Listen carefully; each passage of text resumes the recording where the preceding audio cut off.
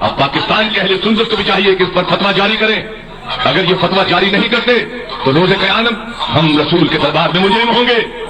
اس لیے کہ اگر اس کو کافر کہو گے، اس کو خارج اسلام کہو گے تو یقین. یہ اہل سنت کا مولوی ہے اور یہ کہہ رہا ہے کہ معاویہ اور یزید کے اوپر فتویٰ لگانا چاہیے کہ یہ اسلام سے خارج ہے، اور انہوں نے اہل بیت علیہ الصلوۃ والسلام کے ساتھ دشمنی کی ہے. دشمنی بھی ایسی کی ہے کہ ان کو قتل کیا، ان کی چادریں چھینی، اور یہ کہتے ہیں کہ اسلام دو ہے، ایک حسینی اسلام ہے اور ایک یزیدی اسلام ہے. آپ کو یہ بتاتے چلے کہ کربلا میں جو جنگ تھی وہ امام حسین یہ نہیں چاہتے تھے کہ وہ خلیفہ بن جائے، وہ دنیا ان کو مل جائے. وہ آلریڈی اللہ کی طرف سے خلیفہ ہے، وہ آلریڈی رسول اللہ صلی اللہ علیہ وآلہ وسلم کے جانشین ہے.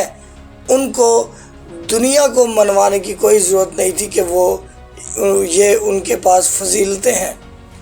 وہ تو علی ولی اللہ لوگوں کو بتانے کے لیے انہوں نے جنگ لڑی، کیونکہ لا الہ الا اللہ محمد رسول اللہ تو یزید کا لشکر بھی پڑھ رہا تھا. وہ علی مولا کے خلاف تھے.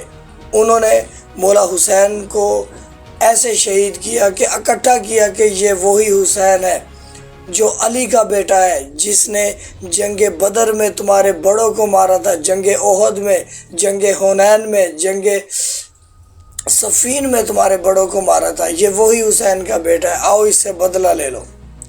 تو مخالفت مولا علی علیہ الصلوۃ والسلام کی تھی. یہ اہل سنت کے مولانا صاحب ہے، تو یہ خیر کہہ رہے ہیں کہ دو اسلام ہے.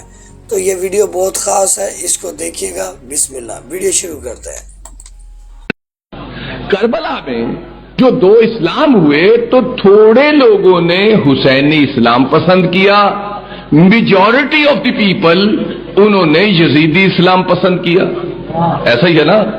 تھے وہ بھی مسلمان، تھے یہ بھی مسلمان، پڑھتے وہ بھی کلمہ تھے لا الہ الا اللہ محمد رسول اللہ، پڑھتے یہ بھی لا الہ الا اللہ محمد رسول اللہ. مفتی ادھر بھی تھے، مفتی ادھر بھی تھے، حافظ ادھر بھی تھے، حافظ ادھر بھی تھے. تو معاملہ کیا ہوا؟ پتہ چلا اسلام دو ہوئے. اچھا، جو یزیدی اسلام تھا اسے پریشانی تھی کہ حسین جس کے پاس اسلام محمدی ہے علیہ السلام، اس کی بیعت لے لو. اگر بیعت ہو گئی تو میرا نمبر 2 برانڈ نمبر 1 ہو جائے گا. مگر محمد کا بیٹا یہ کیسے ہو سکتا تھا کہ نمبر 2 اسلام میں اپنی کوئی چیز ملا دیتا؟ اس لیے کہ 1,24,000 انبیاء کی محنت کے وارث تو حسین ہے، تو وہ اپنی محنت اس شرابی کو تو نہیں دیں گے، اس کو تو نہیں دیں گے کہ جس کی بلدیت ہی ٹھیک نہیں ہے. حسین نے نہیں دی، لیکن حسین نے ہاتھ نہیں دیا، ووٹ نہیں دیا، اپنا سر دے دیا. کر دو قتل. پتہ چلا اسلام دو ہو گئے، ایک نقلی اسلام جس کا وارث یزید تھا، ایک اصلی اسلام جس کے وارث حسین تھے. اب کیا ہوا میرے بھائیو؟ اسلام چلا کون سا اسلام پہنچا؟ ادھر یزید 3 سال 2 ماہ 4 دن کے بعد دنیا سے چلا گیا. اسلام کا وارث جو نقلی اسلام تھا اس کا وارث بن گیا مروان. دیکھیے آپ کو عادت ہے شجرہ طیبہ سننے کی، مجھے عادت ہے شجرہ خبیثہ سنانے کی. آپ کو بتاتے چلے شجرہ طیبہ میں رسول اکرم صلی اللہ علیہ وآلہ وسلم کے والدین، خود رسول پاک صلی اللہ علیہ وآلہ وسلم، اس میں حضرت ابو طالب علیہ السلام، مولا کائنات امام حسن اور حسین اور پاک سیدہ سلام اللہ علیہ، اور ان میں 9 امام حسین علیہ السلام کی پشت میں 9 امام ان کی نسل میں سے امام مہدی علیہ السلام تک. اور ان کے اہل بیت یہ ہے شجرہ طیبہ جس کا ذکر قرآن میں. یہ مولوی صاحب آپ کو بتا رہے، بڑے غور سے سنیے گا. اوکے؟ اس لیے کہ آپ کے ہاں شجرہ خبیثہ نہیں سنایا جاتا. میں شجرہ خبیثہ آپ کو سناؤں گا کہ اس کی بھی معرفت ہونی چاہیے کہ بدماش کون کون تھے.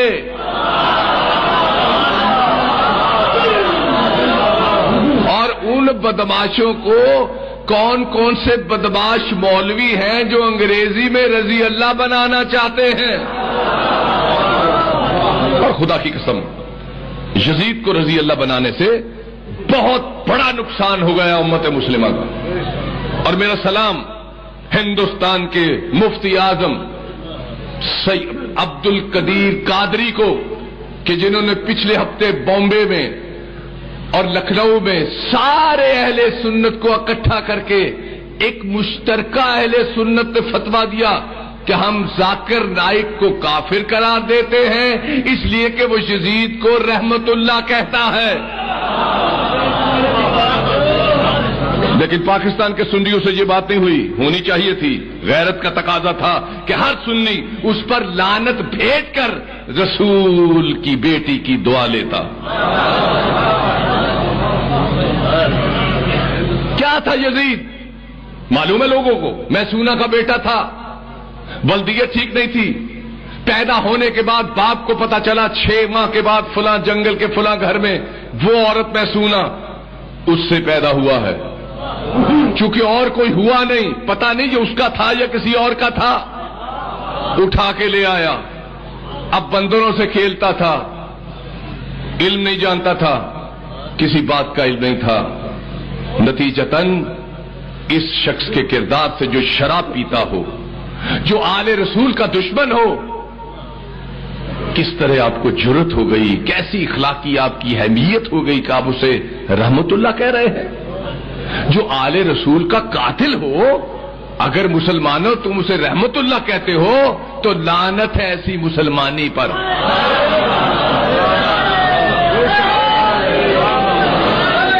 اب پاکستان کے اہل سنت کو بھی چاہیے کہ اس پر فتویٰ جاری کریں.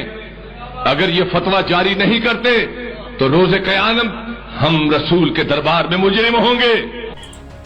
تو یہ مولوی صاحب نے بڑی حق کی بات کہی ہے اور یہ آخر میں کہہ دیا کہ ہم آپ سرکار صلی اللہ علیہ وآلہ وسلم کے مجرم ہوں گے کیونکہ آپ سرکار نے جن کے لیے کہا ہے اگر ان کو آپ نے چھوڑ دیا تو پھر ظاہر سی بات ہے آپ مجرم ہوں گے. آپ سرکار نے آخری خطبے میں یہ کہا کہ قرآن اور اہل بیت کو فالو کرنا ہے، قرآن اور اہل بیت کو ماننا ہے، ان سے دین لینا ہے، اہل بیت کی پیروی عزت کرنی ہے.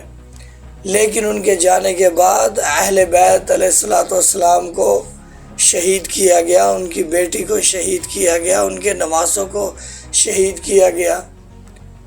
اور آج مسلمان خود کو مسلمان کہہ رہا ہے ان لوگوں کو مان کر جنہوں نے یہ اہل بیت کو شہید کیا. وہ تو مسلمان رہتے ہی نہیں ہیں جنہوں نے رسول اکرم صلی اللہ علیہ وآلہ وسلم کی ریکوائرمنٹ کو پورا نہیں کیا.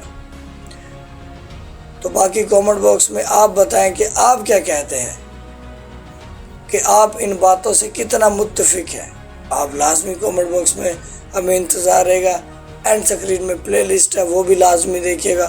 ہمارے آنے والی ویڈیو ایک ایسی عورت پر ہے جو اہل سنت کی ہے اور انہوں نے کمال باتیں کر دی ہیں. آنے والی ویڈیو وہ ہم آپ کو دکھائیں گے. تو چینل کو سبسکرائب کریں، چینل سے جڑے رہیں.